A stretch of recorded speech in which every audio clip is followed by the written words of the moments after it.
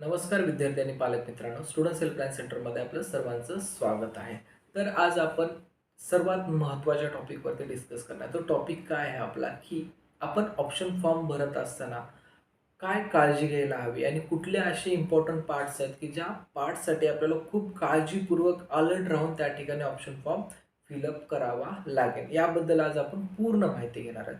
तर पाहायला गेलं तर फॉर्म भरत असताना असं पाहण्यात आले बऱ्याच वेळेस, की मुलं जे आहेत ऑप्शन देत आहेत, ते ऑप्शन्स मॅक्सिमम पाहायला गेलं तर पहिल्यांदा गव्हर्नमेंट कॉलेजचा विचार करतात किंवा गव्हर्नमेंट ऑटोनॉमस कॉलेजचा विचार करतात.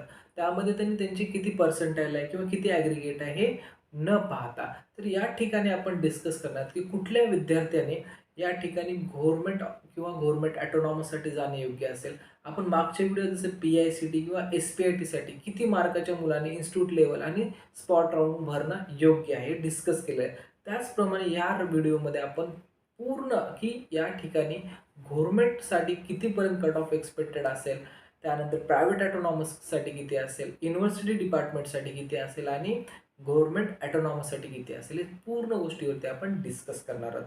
ठीक आहे. तर आता जसं गव्हर्नमेंटचं जसं आपल्याला पूर्ण आवड आहे, तशीच एक आवड पाहायला गेलं तर लातूर जिल्हा म्हणा, नांदेड म्हणा, सोलापूर म्हणा किंवा औरंगाबाद म्हणा, या ठिकाणची जेवढेही काही मुलं आहेत त्या सर्व मुलांना पुणे युनिव्हर्सिटी पहिलं प्राधान्य द्यायला खूप जास्त आवड आहे किंवा इंटरेस्टेड आहेत.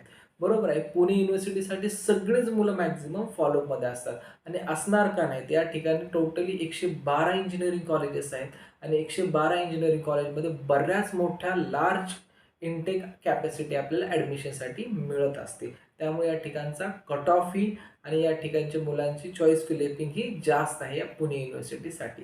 ठीक आहे. आता ही झाली आवड झाली. पण ॲक्चुअल परिस्थिती पाहता आपल्याला मार्क्सनुसार आपल्याला कॉलेज निवडायचं आहे. जे आता आपल्या प्रोव्हिजनल मेरिट लिस्ट आणि फायनल मेरिट लिस्टमध्ये जे काही आपला रँक आला आहे. आता बरेच मुलांचे काही क्वेश्चन होते, की सर पर्सेंटाईलवरून आम्ही कॉलेज जज करावं की रँकवरून? तर माझं स्पष्ट मत आहे किंवा 100% ज्या विद्यार्थ्याला ॲक्युरसी हवी आहे, अशा विद्यार्थ्यांनी रँकवरून कॉलेज काढले तर त्याला आउटपुट खूप चांगले येईल. जे मुलं पर्सेंटाईलवर कॉलेज काढत आहेत किंवा त्यांचे ॲग्रीगेटर कॉलेज काढत आहेत, त्यांना तेवढी ॲक्युरसी मिळणार नाही आहे. आणि जसं पाहायला गेलं तर आता बऱ्याच प्रोसेसची प्रोव्हिजनल मेरिट लिस्ट लागलेली आहे. For example engineering first year आहे, direct second year provisional as well as final, बी-आरची provisional as well as final दोन्ही मेरिट लिस्ट लागल्या. तसंच फार्मसी, एम-बी, एम-सी या सर्व प्रोसेसच्या आता हळूहळू करून मेरिट लिस्ट किंवा मेरिट यादी या ठिकाणी येतील. तर आता आपण ऑप्शन फॉर्मबद्दल डिस्कस. आता ऑप्शन फॉर्म भरत असताना सर्वात महत्त्वाचं सर्व विद्यार्थ्यांनी डायरेक्टली वेबसाईटवरती जाऊन फॉर्म भरण्यापेक्षा त्या अगोदर आपल्याला पूर्ण कॉलेज किंवा आपल्याला ज्या युनिव्हर्सिटीमध्ये जायचं आहे त्या कॉलेजबद्दल माहिती असणं आवश्यक आहे. विद्यार्थ्याचं कन्फ्युजन कुठं होतं या ठिकाणी फॉर्म भरत असताना पाहायला गेलं की सिंहगड ग्रुप मोठा आहे, डी-वाय ग्रुप मोठा आहे, जे-एस-पी-एम ग्रुप मोठा आहे.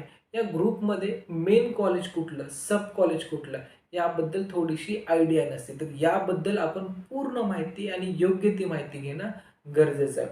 त्यातल्या त्यात बऱ्याच पालकांना आणि बऱ्याच स्टुडंट्सला असं आणखी क्लिअर नाही आहे, की डीम्ड युनिव्हर्सिटीमध्ये कुठले चांगले कॉलेज कन्व्हर्ट झाले सध्याच्या परिस्थितीला आणि आपल्या पुणे युनिव्हर्सिटी किंवा आपल्या महाराष्ट्र शासनाच्या अंडर कुठले कॉलेजेस आहेत. याबद्दलही आपण माहिती करून घेऊनच ऑप्शन फॉर्म फिलअप केला तर आपल्यासाठी चांगला असेल. तर आपण या ठिकाणी फॉर्म भरत असताना घ्यायची काळजी याबद्दल काय जे मुलांचे काही क्वेश्चन्स आलेत किंवा WhatsApp ग्रुपवरती ज्या मुलांना मेसेज आले, आपल्याला मेसेज जे आले त्यामध्ये, की मुलांना काय क्वेश्चन्स आहेत सध्या ऑप्शन फॉर्मच्या अगोदर, त्याबद्दल आपण पूर्ण डिस्कस करणार आहोत आणि हे क्वेश्चन आपण वन बाय वन घेणार आहोत. यासोबतच मी तुम्हाला बरीच माहिती देऊन देऊन जाणार आहे, की कॅप राऊंडमध्ये अजून कुठल्या गोष्टीला आपण इम्पॉर्टन्स द्यायला हवं. ठीक आहे. तर आता जर पाहायला गेलं फर्स्ट इयर इंजिनिअरिंग प्रोसेसचा जर आपण विचार केला, तर फर्स्ट इयर इंजिनिअरिंग प्रोसेसमध्ये जर पाहायला गेलं, की जी मुलं आपल्याकडं रजिस्टर्ड केलेले आहेत, या मुलांचे जर आपण मार्कचा विचार जर केला, 99 पासून ते आपल्याकडं 5 पर्सेंटाईलपर्यंतची मुलं आहेत. बरोबर आहे. तर या पर्सेंटाईलच्या सर्वच मुलांचा जर ब्रांचचा विचार केला, की यावर्षी या मुलांना हवी तरी कुठली ब्रांच, याबद्दल ज्यावेळेस आपण विचारलं, त्या सगळ्याच मुलांना हवी आहे पहिल्यांदा सी-एस ब्रांच, त्यानंतर हवी आय-टी ब्रांच आणि त्यानंतर हवी आर्टिफिशियल ब्रांच. ठीक आहे. मग एवढ्या सगळ्या मुलांचा 99 वालाही तोच विचार करेल आणि 5% वाले जर तोच विचार करत असेल, तर सी-एस ब्रांच मिळणार तरी किती मुलांना? बरोबर आहे. आणि जी मुलं लास्ट इयरचा सी-एस ब्रांचचा कट ऑफ काढून यावर्षी सी-एसचा विचार करत आहेत, त्यांच्यासाठी एक मी गोष्ट सांगू शकतो, की लास्ट इयर आणि या इयरच्या पर्सेंटाईलमध्ये टॉप कॉलेजमध्ये कमीत कमी 1.5% डिफरंट येणार आहे. म्हणजे जर समजा आपण लास्ट इयरला व्ही-आय-टी कॉलेज 97% जर क्लोज झाला असेल, तर यावर्षी तेच कॉलेज 97.60 या 80च्या पुढेच क्लोज होईल. कारण एवढा हाय कॉम्पिटिशन यावर्षी सी-एस ब्रांचसाठी आणि आय-टी ब्रांचसाठी चालणार आहे. त्यामुळं विद्यार्थ्यांनी या ठिकाणी सी-एस ब्रांच भरत असताना त्यांची लिस्ट थोडीशी वाढलेली हवी. म्हणजे हायर ऑर्डर दॅन आपल्याला मिळणारा order and then lower order. जे रजिस्टर्ड कॅन्डिडेट त्यांना ह्या तिन्ही ऑर्डरची आपण लिस्ट ऑलरेडी प्रोव्हाइड केलेल्या आहेत. ठीक आहे.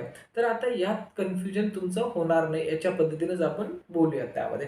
ठीक आहे. तर हे झालं तुमच्या सी-एस ब्रांचबद्दल. दुसरा कन्फ्युजनचा पार्ट काय, जे फर्स्ट इयर्सचे मुलं आहेत त्यांच्यासाठी कन्फ्युजनचा पार्ट काय, की सर मला सी-एस जर ब्रांच नाही मिळाली तर मी आय-टी घेऊ शकतो का किंवा ई-एन-टी-सी घेऊ शकतो का? ठीक आहे. तर सर्वात महत्त्वाची गोष्ट सांगतो, तुम्हाला ज्या गोष्टीत आवड आहे किंवा जे गोष्ट तुम्हाला खूप चांगल्या प्रकारे जमते, त्याच गोष्टीतली तुम्ही ब्रांच सिलेक्शन केली तर तुम्हाला पुढे आउटपुट चालतं.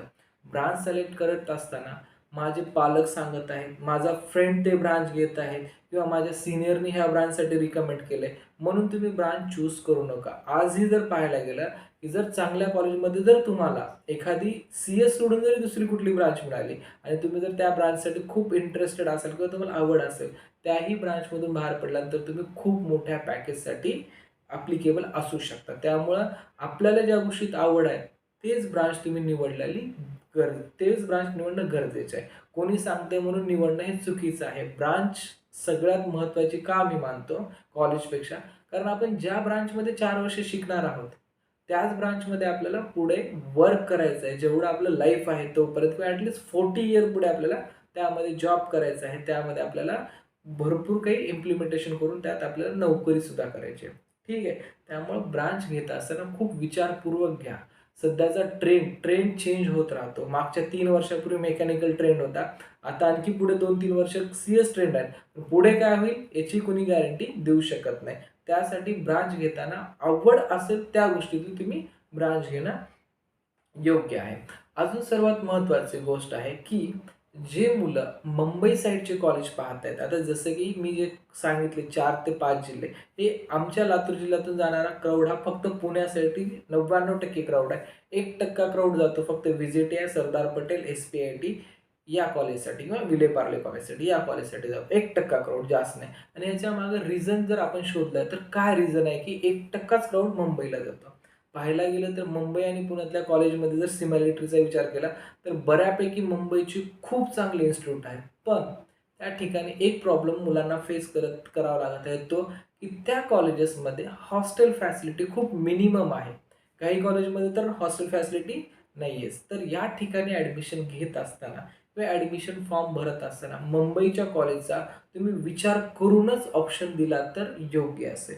कारण कॉलेज एका लोकेशनला, आपण राहायला एका कॉलेज लोकेशनला जाण्या येण्यासाठी जर 2-3 तास जर जात असतील तर त्या ठिकाणी कॉलेज अवॉइड केलेलं हे माझा ओन सजेशन आहे.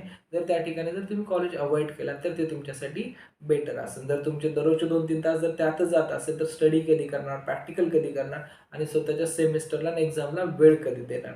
आणि सर्वात महत्त्वाचं, जे पॅरेंट्सचं बजेट थोडंसं कमी आहे, ठीक आहे, ज्या पॅरेंट बजेट खूप थोडंसं कमी आहे अशा पॅरेंट्सने तर मुंबईचे ऑप्शन स्किप केले तर बेटर राहतील. मुलं लहान असतात, मुलांना काही गोष्टीची समज नसतं. मुलांच्या डोक्यात काय असतं सध्याच्या मोमेंटला, पुणे आणि मुंबई, पुणे आणि मुंबई एवढंच भरलेलं असतं.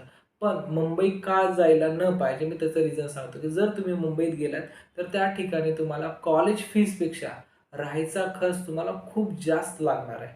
त्यामुळे तुम्ही मुंबईचे कॉलेज जर थोडंसं अवॉइड केलात किंवा त्याची प्रायोरिटी जर खालच्या ऑर्डरमध्ये ठेवला तर तुम्हाला ते थोडंसं कन्व्हिनियन्स राहील ॲज तुमच्या खर्चाच्या दृष्टीने. जर तुम्ही सक्षम असाल तर मुंबईमध्ये 100% ॲडमिशन घ्यायला काहीच हरकत नाही आहे. ठीक आहे. आता मुंबईचं पाठ झाल्यानंतर आता विचार करू शकतो, की आणखी एक आहे जे खरंच इकॉनॉमिकल, आता जर पाहायला गेलं तर आपल्या मराठवाड्यात जर विचार केला, बरेच काही मुलं शेतकरी कुटुंबातून येतात किंवा एक मध्यमवर्गीय कुटुंबातून येतात. त्यांच्यासाठी एवढ्या हाय फीस पेड करणं थोडंसं इम्पॉसिबल असतं. त्यासाठी त्यांना मी बऱ्याच मुलांना सांगू इच्छितो, आपल्या बजेट अकॉर्डिंगही कधी-कधी आपल्याला विचार करावा लागतो. कारण मीही एका मिडल क्लास फॅमिलीतून आलेला आहे.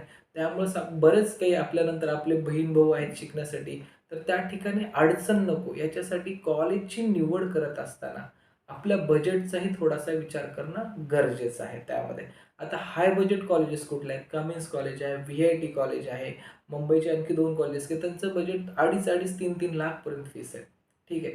तर या फीस तुम्ही पाहून किंवा आपल्या बुकमध्ये प्रत्येक कॉलेजची फीस दिलेली आहे. ते फीस पाहूनच तुम्ही या ठिकाणी या कॉलेजचा विचार करा. कारण प्रायव्हेट ऑटोनॉमस हा सर्वांनाच हवा आहे. पण प्रायव्हेट ऑटोनॉमसची फीस आपल्याला झेपेल का नाही हे पण थोडंसं विचार करण्याची गोष्ट आहे. ठीक आहे. त्यानंतर आपण नेक्स्ट पॉईंट घेऊया की यावर्षी जर पाहायला गेलं तर अदर ब्रांचेसचं कॉम्पिटिशन काय असतं. तर यावर्षी जर पाहायला गेलं तर जो मुलगा ब्रांच कॉम्प्रोमाइज करू शकतो किंवा जो मुलगा एखाद्या चांगल्या कॉलेजमध्ये ब्रांच कॉम्प्रोमाइज करायला तर तयार असेल, तर यावर्षी CSIT जर सोडलं तर बऱ्याच ब्रांचेसचे कट ऑफ खूप कमी येणार आहेत. खूप कमी म्हणजे चांगल्या कॉलेजमध्ये फक्त 1 ते 1.5% फरक पडेल. जे लोअर कॉलेजेस आहेत, लोअर यानी की मिडल लेव्हलचे कॉलेजेस, त्या कॉलेजमध्ये तुम्हाला 4-5%चा डिफरंट जाणवू शकेल.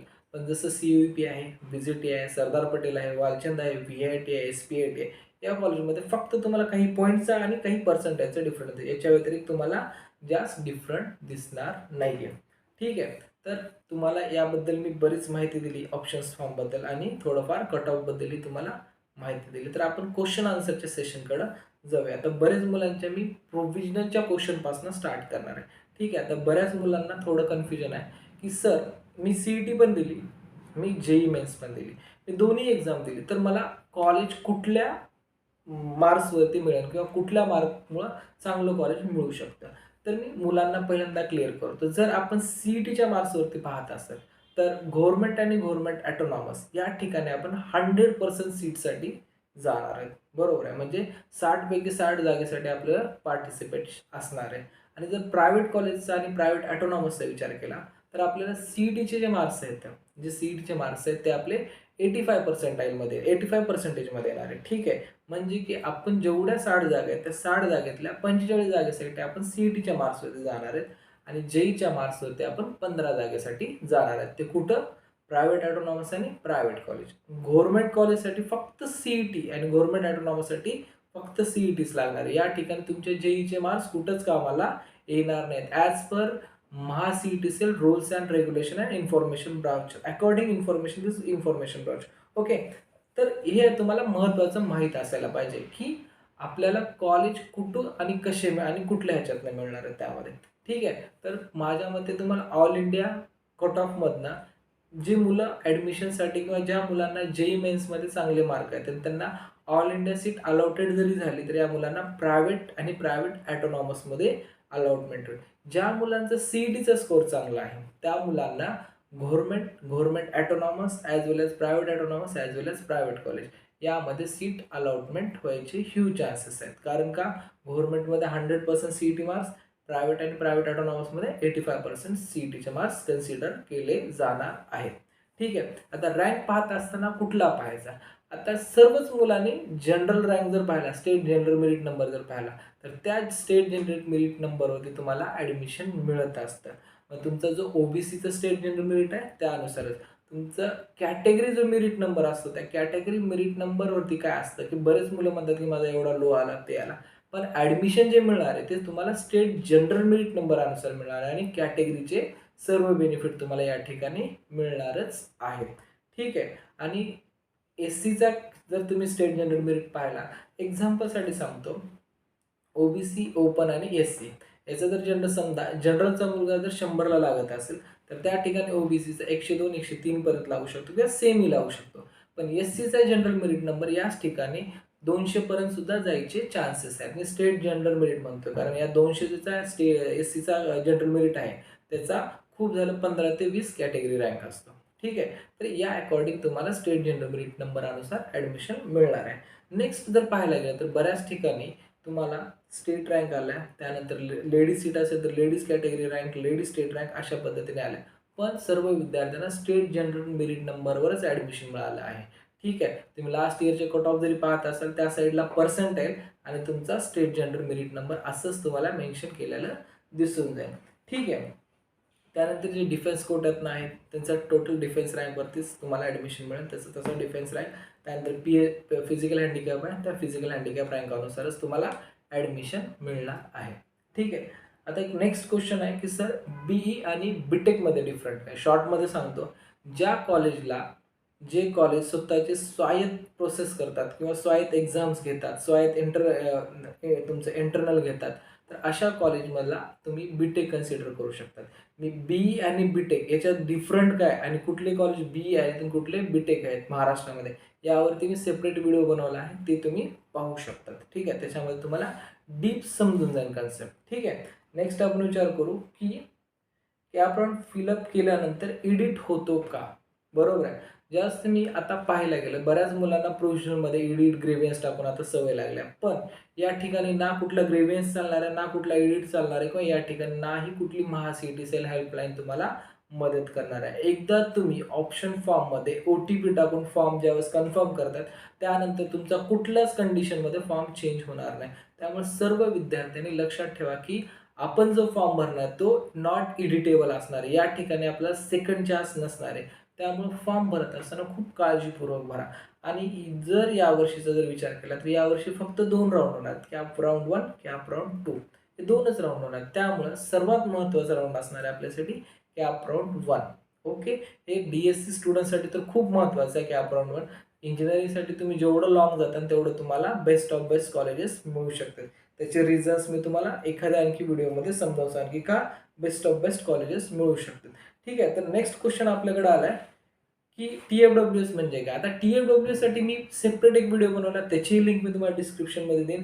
यामध्ये जर हा टॉपिक डिस्कस करत असेल तर याच्यातच आपला खूप वेळ जाणार आहे. ठीक आहे. तुम्हाला व्हिडिओची लिंक शेअर करेन मी त्या, किंवा डिस्क्रिप्शन बॉक्समध्ये तुम्ही चेक करू शकता. TFWS माहिती मिळून द्या. TFWS साठी उत्पन्न मर्यादा किती आहे ते आपण रजिस्ट्रेशन करतानाच क्लिअर केले. उत्पन्न मर्यादा 8 लाख रुपये.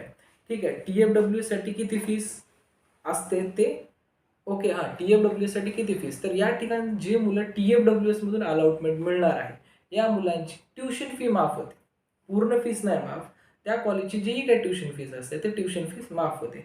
त्यामुळं जे मुलं SC ST आहेत किंवा NT किंवा VGTT यांना TFWS मध्ये ऑप्शन भरण्याची काही आवश्यकता नाही आहे. पण जे ओपन, OBC, EWS मधनं आहेत त्यांनी जर आपले मार्क्स चांगले असतील तर या ठिकाणी TFWS मधून ऑप्शन फॉर्म भरायला हरकत नाही. TFWS ॲज वेल ॲज रेग्युलर ऑप्शन दोन्ही देणं गरजेचं आहे. मुलं इथं खूप मिस्टेक केलेले पाहिले आहे मी दरवर्षी. इथे फक्त TFWS करतात आणि तेवढेच ऑप्शन भरून येतात. ते मुलगा नॉट अलाउटेड येतं. हे चूक करता कामा नये. कोणीच करता कामा नये. ठीक आहे. आपल्याला दोन्ही ऑप्शन भरायचे. TFWS ॲज वेल ॲज रेग्युलर ऑप्शन दोन्ही ऑप्शन भरायचं आहे. नेक्स्ट क्वेश्चन TFWS रिलेटेड आहे. TFWS मधून ॲडमिशन भेटल्यानंतर कॉलेज किंवा ब्रांच चेंज करता येते का? खूप महत्त्वाचा प्रश्न आहे. कारण बरीच मुलं TFWS मध्ये ॲडमिशन घ्यायच्या खूप मोठ्या प्रयत्नात असतात आणि खूप जण ट्राय करत असतात. ठीक आहे. पण या ठिकाणी एक अडचण काय, जर तुमचा एखाद्या कॉलेजला TFWS मधनं नंबर लागला तर तुम्हाला पुढील 3ही वर्ष, फर्स्ट इयर सोडून पुढचे 3ही वर्ष तुम्हाला ब्रांच चेंज करता येणार आहे, नाही तुम्हाला कॉलेज चेंज करता येणार नाही. तर हा TFWSचा सर्वात महत्त्वाचा रूल किंवा एक डिसॲडव्हान्टेज जरी म्हटला तरी हरकत नाही TFWS बाबत. ठीक आहे. नेक्स्ट क्वेश्चन आहे आपला TFWS घेतल्यानंतर येणाऱ्या अडचणी तुम्हाला आत्ताच ते सांगितलं. काय अडचणी येऊ शकते तिथं? TFWSचे बेनिफिट काय? आता बेनिफिट्स काय आहेत की तुमची फीस खूप कमी होऊ शकते त्यामध्ये. तर तेव्हा तुम्हाला मिनिमम फीसमध्ये तुम्हाला कॉलेजेसचे ॲडमिशन्स होतील त्यामध्ये. ठीक आहे. तर नेक्स्ट आपण क्वेश्चनकडे वळू. मार्क्स आणि पर्सेंटाईल अनुसार कुठले कॉलेजेस मिळतील याबद्दल आपण रजिस्टर्ड कॅन्डिडेटला ऑलरेडी लिस्ट दिलेली आहे. अगेन ते क्वेश्चन आपण नाही घेणार त्यामध्ये, की बऱ्याच मुलांचे व्हॉट्सअप मेसेज आहेत त्यामध्ये मार्क्स आणि याच्यानुसार. ते आपण नंतर डिस्कस करूया हवं असेल तर, किंवा कट ऑफ रिलेटेड मी तुम्हाला पूर्ण इन्फॉर्मेशन देईल त्यामध्ये. नेक्स्ट क्वेश्चनचा आपण विचार करू. व्हॅलिडिटी कधीपर्यंत सबमिट करावी लागेल? ठीक आहे. व्हॅलिडिटी तुमची कॅप राऊंड 1 ची अलॉटमेंट होण्याच्या अगोदर आला तरच तुमची त्या कॅटेगरीमधून अलॉटमेंट होईल. अन्यथा तुमची ओपन सीट कॅटेगरी ट्रीट केली जाईल त्यामध्ये. ठीक आहे. ओके. रँक चेक करताना प्रोव्हिजनलचा रँक पाहायचा की फायनलचा? तर तुमचा फायनलचा रँक पाहायचा आहे तुम्ही. कारण रँक चेक करत असताना किंवा रँक पाहत असताना जर पाहायला गेलं, तर या ठिकाणी प्रोव्हिजनल आणि फायनलमध्ये थोडासा डिफरन्स येतो. डिफरंट काय की काही मुलांनी ग्रेव्हन्स टाकून जे ओपनमध्ये ते ओबीसी किंवा जे काही त्यांच्या पर्टिक्युलर कॅटेगरीमध्ये जातात. त्यामुळे तुमचा रँक थोडासा हाय. ज्या मुलांचा रँक समजा 1000 आहे, तर त्याचा 1002. ज्याचा 10,000 आहे, त्याचा 12-13 रँक वाढतो आणि दरवर्षीच वाढतो. ऑल इंडिया रँकबद्दल थोडक्यात माहिती द्या. आता ऑल इंडिया रँकचा जर आपण विचार केला, मगाशी सांगितल्याप्रमाणे ऑल इंडिया रँकमधनं आपल्याला 15% सीट्स मिळतात. ते कुठल्या? प्रायव्हेट आणि प्रायव्हेट ऑटोनॉमस कॉलेजसाठी.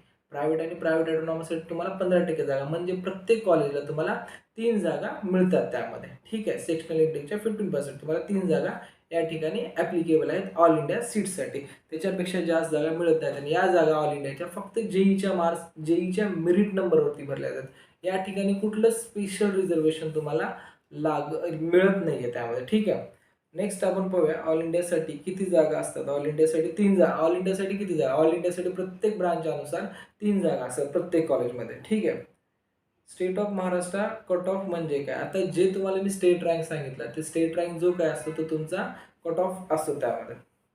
आता होम युनिव्हर्सिटी आणि अदर युनिव्हर्सिटी म्हणजे आता बराच डिफरंट आहे.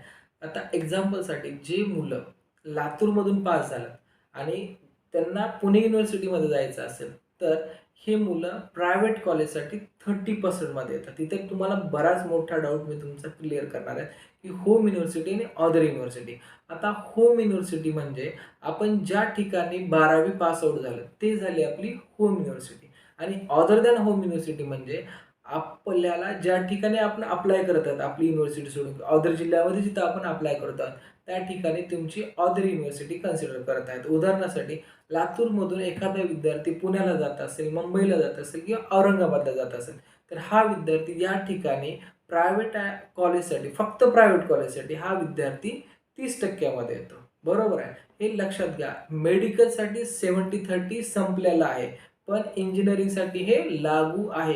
बऱ्याच पालकांना इथेही कन्फ्युजन आहे की सगळं स्टेट लेवलने चालणार आहे. नाही, इंजिनिअरिंग प्रोसेसमध्ये आपल्याला 70-30 हा क्रायटेरिया लागणारच आहे. ठीक आहे. आणि हाच क्रायटेरिया तुम्ही जर पाहिला तर आपण जेवढेही मुलं आता लातूर जिल्ह्यातले पुण्याला जातात हे सगळे 30% मधून जाणार आहेत. याच्यामध्ये जे VIT कॉलेज आहे, कामिन्स कॉलेज आहे, VIIT कॉलेज आहे, PCCB कॉलेज किंवा जेवढेही प्रायव्हेट ऑटोनॉमस किंवा गव्हर्नमेंट ऑटोनॉमस किंवा गव्हर्नमेंट कॉलेज आहे, याच्यामध्ये तुम्ही फक्त स्टेट लेवलला जाणार आहात. हे पण क्लिअर करून घेणं गरजेचं आहे की आपण कुठल्या कोट्यानुसार कुठल्या कॉलेजसाठी कसं इलिजिबल असणार आहे त्यामध्ये. ठीक आहे. Government autonomous state quota, government college state quota, private autonomous तुम्हाला स्टेट कोटा आणि प्रायव्हेट कॉलेज तुम्हाला 70-30 कोटा. या कोट्यानुसारच तुम्ही पुढच्या कॉलेजमध्ये पार्टिसिपेट होणार आहेत. कन्फ्युजन करून घेऊ नका. कारण बऱ्याच पालकाचं मुलाचं या ठिकाणी खूप मोठं कन्फ्युजन पाहण्यास मिळत आहे. तुमचं होऊ नये याच्यासाठी मी एवढं क्लिअर करत आहे. कारण या ठिकाणी जे मुलं ऑफिसला येऊन भेटत आहेत त्यांचे डाऊट्स क्लिअर होत आहेत. पण जे रजिस्टर्ड कॅन्डिडेट आहेत त्यांना फोनवरती एवढी इन्फॉर्मेशन मिळणं आणि आम्हाला सांगणंही पॉसिबल नाही. त्यासाठी हे तुमच्यासाठी आम्ही पूर्ण इन्फॉर्मेशन देतो. त्यामुळे व्हिडिओ शेवटपर्यंत ऐका. तुम्हाला प्रत्येक क्वेश्चनचं फॉर्म फिलअपिंगच्या आधी आन्सर मिळणं गरजेचं आहे. आम्ही 100% प्रयत्न करू की जेवढे तुमचे क्वेश्चन आम्हाला सॉल्व्ह करता येतील आम्ही तेवढे सॉल्व्ह करण्याचा इथे 100% प्रयत्न करू. अजूनही काही क्वेश्चन्स असतील विद्यार्थ्यांनी कमेंट बॉक्समध्ये जरी कमेंट केलं तर आम्ही त्याचा आन्सर देऊ. ठीक आहे. नेक्स्ट क्वेश्चन आपण घेऊया. JEE मेन्सच्या मार्क्सवरून महाराष्ट्रात गव्हर्नमेंट कॉलेज मिळेल का? नाही. मी आत्ताच तुम्हाला क्लिअर केले की JEE मेन्सच्या मार्कवरून गव्हर्नमेंट कॉलेज मिळणार नाही. JEE मेन्सवरून तुम्हाला फक्त प्रायव्हेट कॉलेजेस मिळतील. ओके. इंजिनिअरिंग प्रवेश कोणत्या वेबसाईटवरून करता येईल? आत्तापर्यंत तुम्ही ज्या वेबसाईटवर महाCET.Cell.FE असेल त्या CET सेलवर सगळ्याच कोर्सची तुम्हाला प्रोसेस करता येणार आहे. CET मधून कुठले कॉलेज देता येते? CET मधून तुम्ही महाराष्ट्रात जेवढेही कॉलेजेस आहेत ते सगळे कॉलेजेस देऊ शकतात. JEEचा फक्त ड्रॉबॅक आहे की JEEमधून तुम्हाला गव्हर्नमेंट आणि गव्हर्नमेंट ऑटोनॉमस ऑप्शन दिसणारच नाही. ज्या विद्यार्थ्यांनी फक्त JEE दिलं त्यांना हे ऑप्शन दिसणार सुद्धा नाही. जे दोन्ही दिला त्यांना हे ऑप्शन दिसतील. ॲडमिशन प्रोसेसमध्ये कॉलेज निवडताना पर्सेंटाईल पाहावं की रँक? मी सर्वात पहिल्यांदा क्वेश्चन सॉल्व्ह केला आहे. ॲडमिशन प्रोसेसमध्ये तुम्हाला रँकवरती जेवढी ॲक्युरेसी आहे तेवढी ॲक्युरेसी तुम्हाला तुमच्या पर्सेंटाईल अथवा ॲग्रिगेटवर मिळत नाही. त्यामुळं रँक पाहणं खूप महत्त्वाचं आहे. ओके. महाराष्ट्रामध्ये इंजिनिअरिंगसाठी किती युनिव्हर्सिटी आहेत? ओके. महत्त्वाचा प्रश्न आहे. महाराष्ट्रामध्ये इंजिनिअरिंगसाठी किती युनिव्हर्सिटी आहेत? तर पाहायला गेलं तर महाराष्ट्रामध्ये इंजिनिअरिंगसाठी टोटल 12 युनिव्हर्सिटी आहेत. ठीक आहे. सगळ्यात टॉपची युनिव्हर्सिटीचा जर विचार केला तर सगळ्यात टॉप युनिव्हर्सिटी पुणे युनिव्हर्सिटी आहे. त्यानंतर मुंबई युनिव्हर्सिटी आहे. त्यानंतर शिवाजी युनिव्हर्सिटी आहे. त्यानंतर बाटू युनिव्हर्सिटी आहे. या टॉपच्या 4 युनिव्हर्सिटी आहेत. बाकी काही नवीन युनिव्हर्सिटी झाल्यात.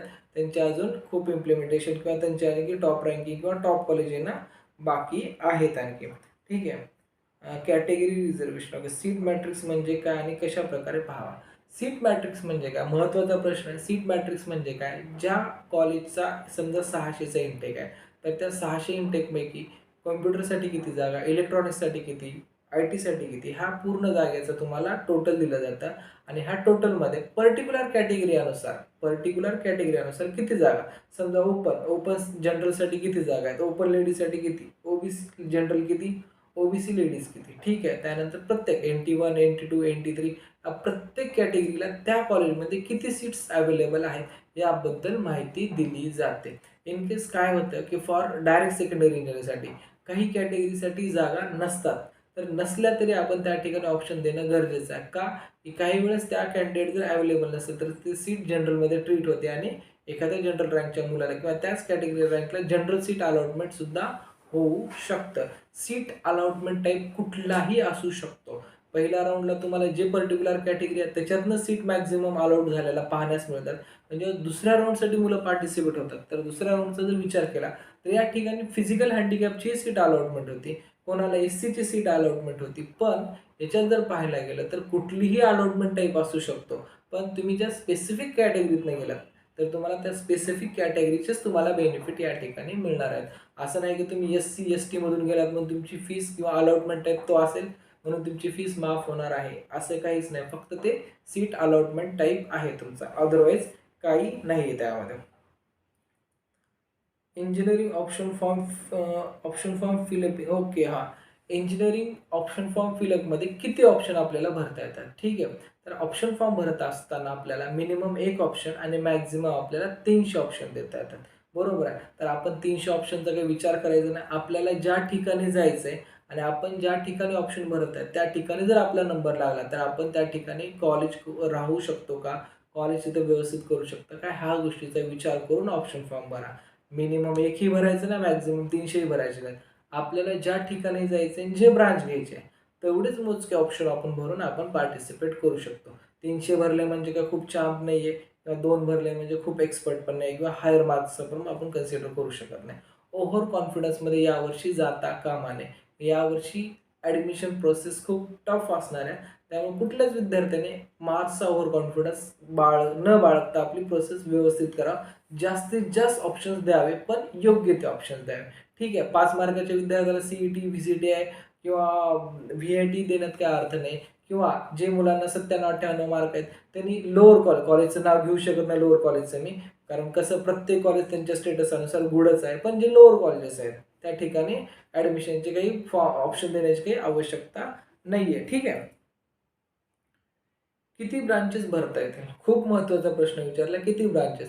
आपल्या इंजिनिअरिंगमध्ये टोटल 110 ते 108 ब्रांचेस, मला जेवढा मी अभ्यास केला तेवढ्या ब्रांचेस आहेत. तेवढ्या 108ला 108 ही ब्रांच तुम्ही देऊ शकता. बरोबर आहे. असं नाही की तुम्हाला पर्टिक्युलर कुठली एकच ब्रांचचं तुम्ही सिलेक्शन केलं आणि तेच ब्रांच घ्यायची आणि त्याच्यातूनच बाहेर पडायचं. जे DSC आहेत त्यांनीही ब्रांच चेंज करू शकतात आणि जे फर्स्ट इयरचे आहेत त्यांनी मल्टिपल ब्रांच चॉईस करू शकतात. बेस्ट ऑफ बेस्ट कॉलेज मिळवण्यासाठी काही मुलं जसं आपण एक्झाम्पल घेऊ शकतो. एखाद्या मुलाला कॉलेज फक्त CUEPचं आहे, हवं आहे आणि त्याला 97 मार्क आहे. तो मुलगा या ठिकाणी ॲडजस्टमेंट करू शकतो. कसं? तो पहिल्यांदा CS घेईल, नंतर ENTC घेईल, नंतर मेकॅनिकल घेईल, या मेकॅनिकलवरती पण घेईल आणि बाकी इलेक्ट्रिकल जेवढे आणखी ब्रांचेस शिल्लक आहेत त्या ब्रांचेस तो CUEPमध्ये घेईल, VJTIमध्येही तसंच घेईल आणि त्या ठिकाणी तो बेस्ट कॉलेज मिळवण्याचा प्रयत्न करेल. काही मुलांना कसं की कॉलेजपेक्षा ब्रांच महत्त्वाची आहे आणि मी त्याच मुलांसोबत जास्त आहे की ज्यांना ब्रांचबद्दल माहिती आहे आणि ज्यांनी ब्रांचसाठी हे करत आहेत. कॉलेज ठीक आहे, कॉलेज 4 इयर्ससाठी असतं, ब्रांच लाईफ टाईम असते. एक माय कन्सेप्ट आहे. ठीक आहे. तर आपण नेक्स्ट क्वेश्चन विचार करू. ऑप्शन कसे भरावे? ते ऑप्शन आम्ही तुम्हाला पूर्ण ऑफिसमधून भरून दिले जातील. त्याची तुम्हाला काळजी करायची काही आवश्यकता नाही आहे या ठिकाणी. ठीक आहे. अजूनही काही कोणाचे काही क्वेश्चन्स असतील तर ते क्वेश्चन्स विद्यार्थी विचारू शकतात. मी जेवढे क्वेश्चन्स मध्ये विद्यार्थ्यांनी पाठवले तेवढे मॅक्झिमम उत्तर द्यायचा प्रयत्न केला. यातही बऱ्याच विद्यार्थ्यांना जर काही अडचण येत असेल किंवा अडचणी असेल तर ते विचारू शकतात. आणि सर्वात महत्त्वाचं, जेही फॉर्म भरत आहेत तुम्ही, या फॉर्मची पहिल्यांदा एक कच्ची लिस्ट बनवणं खूप महत्त्वाचं आहे. कच्ची लिस्ट बनवूनच तुम्ही पुढची फॉर्म फिलअपिंग करावी, हे माझं स्पष्ट मत आहे. डायरेक्टली जाऊन कॉलेज फॉर्म भरणं तुमचं चुकीचं होईल. कुठला जरी कन्सल्टंट लावला असेल किंवा कोणीही कन्सल्टेशन करत असेल तुम्हाला, अगोदर त्याच्यासोबत जाऊन तुम्ही तुमची कच्ची लिस्ट सोबत डिस्कस करा त्यामध्ये. त्यातनं तुम्हाला काय आउटपुट येतं काय नाही हे तुम्हाला थोडंसं ऑप्शन फॉर्मच्या दिवशी समजून जाईल. डायरेक्ट ऑप्शन फॉर्म भरणं चुकीचं आहे. कन्सल्टंट एक्सपर्ट असतात, पण तुम्हालाही कळायला पाहिजे की आपण जे प्रोसेस करत आहोत, आपल्याला ज्या प्रोसेस, कारण का मी म्हणतो किंवा मी भरला म्हणून तो योग्य नसतो. तुम्हालाही त्यामध्ये तेवढंच सॅटिस्फिकेशन पाहिजे की बाबा मी जे फॉर्म भरत आहे खरंच कितपत योग्य आहे. मी तिथे गेल्यानंतर माझे पॅरेंट्स त्या ठिकाणी फीस प्रोव्हाइड करू शकतील का? किंवा मला जिथं कॉलेज मिळत आहे त्या ठिकाणी माझी राहायची सोय होऊ शकेल का? किंवा नियर बाय चांगल्या पीजी आहेत का? ह्या सर्व गोष्टीचा विचार करूनच तुम्हाला फॉर्म फिलअप करावा लागेल. आणि फॉर्म भरत असताना प्लीज ऑप्शन थोडे यावर्षी जास्तीचे भरलेले गरजेचे असेल. कारण मिनिमम ऑप्शनमध्ये जर भरला तुमचा लॉस होईल. कारण जास्त भरलेला लॉस काय होणार आहे का? काहीच नाही. पण मिनिमम भरल्यानं मेक शुअर तुमचा लॉस होऊ शकतो. त्यामुळे ऑप्शन्स थोडेसे वाढवा. आणि अजूनही काही क्वेश्चन्स असतील विद्यार्थ्यांना, ते कमेंटमध्ये या व्हॉट्सअपमध्ये या रजिस्टर्ड कॅन्डिडेटने डायरेक्टली फोन करून विचारलं तरी काही हरकत नाही. ज्यावेळेस ऑल डाऊट्स क्लिअर होतील त्याच वेळेस आपल्याला ऑप्शन फॉर्म फिलअप करायचा आहे. ऑप्शन फॉर्म एकदा लॉक झाला, OTP टाकून कन्फर्म केल्यानंतर पुन्हा काही चेंजेस होणार नाहीत. हे विद्यार्थ्यांनी काळजीपूर्वक लिहून ठेवा कुठेतरी. कारण हे रजिस्ट्रेशन फॉर्म नाही की तुम्हाला 1-2 चान्स भेटतील. हा तुमचा ऑप्शन फॉर्म आहे की आपण प्रोसेसिंगचा फॉर्म आहे. ठीक आहे. त्यामुळं भरताना महत्त्वाचं भरा आणि भरताना आपल्या पर्सेंटेज अनुसार भरा. ज्या विद्यार्थ्यांना कन्फ्युजन आहे ते विद्यार्थी अजूनही ऑफिसचे आपण रजिस्ट्रेशन चालू ठेवलेले आहेत. का? मेडिकल प्रोसेस आपली पुढे गेलेली आहे, त्यामुळे आपल्याला वेळ भेटलेला आहे. त्यामुळे जर कदाचित कुठल्या विद्यार्थ्याला आपल्या माध्यमातून जर करायचं असेल प्रोसेस, तर येऊ शकतात आणि रजिस्ट्रेशन करून फॉर्म फिलअपिंग करून घेऊ शकतात. ठीक आहे. योग्य त्याच पद्धतीने आपला फॉर्म फिल केला जाईल. ठीक. चलो, थँक यू फॉर वॉचिंग.